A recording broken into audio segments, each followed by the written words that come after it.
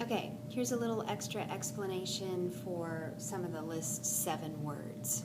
Okay, so I want you to listen to this video a couple times this week so you're ready for the practice test on Thursday. First word is gird, and it means to prepare for an event or an action.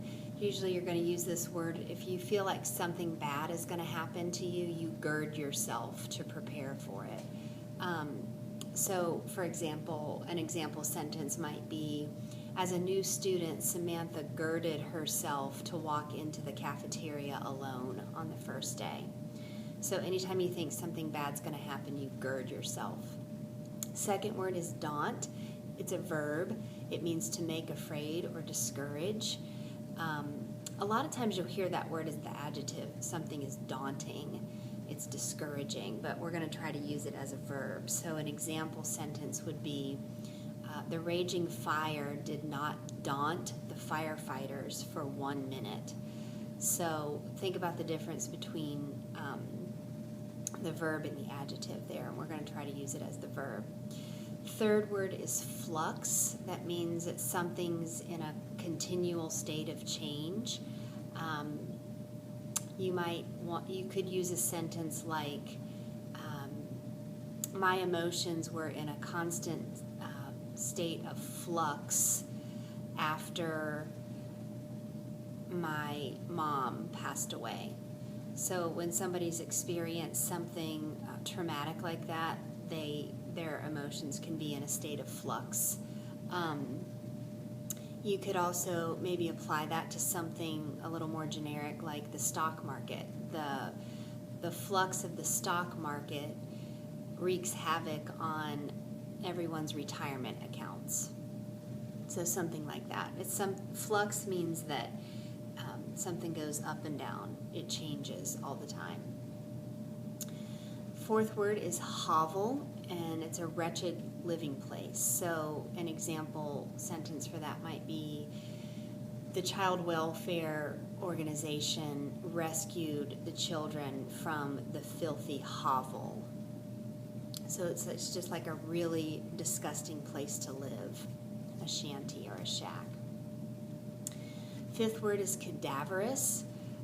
This means that you are pale, you look like a corpse, you look like a cadaver, a dead body. So you might say,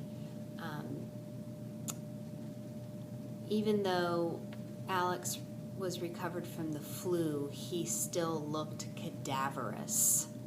Okay, so a lot of times that's not a compliment. It means that you look really gaunt, thin, ghostly, dead.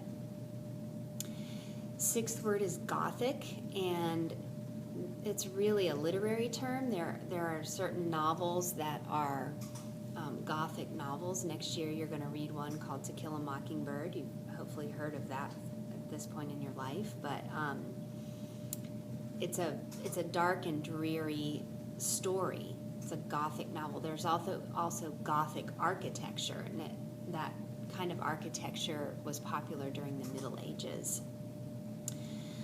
So it just means mysterious or grotesque, dark, dreary. So you'll often hear people using that word when they're talking about a kind of literature. So you might use a sentence like, a romantic storyline offset some of the dreary and gloomy elements of the Gothic novel. Okay, so dark and dreary. Seventh word is penury. It is a noun. It means extreme poverty. So like the worst impoverished situation you can imagine. It means destitution. Yeah, I mean, you really have absolutely nothing. Think about how people who are living in refugee camps right now are living in penury. So that might be a sentence you could use. People living in refugee camps are living in penury. You could say, you could kind of turn it around a little bit and say something like, though born into penury, he became one of the country's wealthiest entrepreneurs. So people can get out of penury, maybe if they become a successful business person. Eighth word is egress. It's a noun. It means an exit. It's a way to get out. a passage. So a sentence that you might use would be, the only egress on the submarine was the hatch over the main tower. So there's only one way out of a submarine, is the egress. Okay.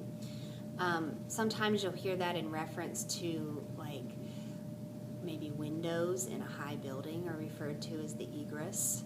Okay, and exit, a means of going out. Ninth word is felicity, and that is a noun, and it means happiness or bliss. So you might want to use a sentence like this. Rose mistakenly thought that her wealth ensured felicity, but she quickly learned that money does not buy happiness. Okay, so felicity means happiness. You could also say something like, when the students found out their great scores on the air test, they expressed their felicity. Okay? And then finally, the 10th word is despot, and that's a noun. And a despot is a dictator with absolute power. It's somebody who treats their citizens with hatred and pretty much murders them off. So we've had a lot of examples of despots in our recent history. So you could say during his rule, Saddam Hussein was a despot responsible for the deaths of millions of his own people. Okay, so I'm sure you can think of some other examples of despots. All right, so study these words, practice using the sentences that I've given you, maybe try to come up with some of your own, and you'll have a test on Thursday, and you'll have to use these words and sentences.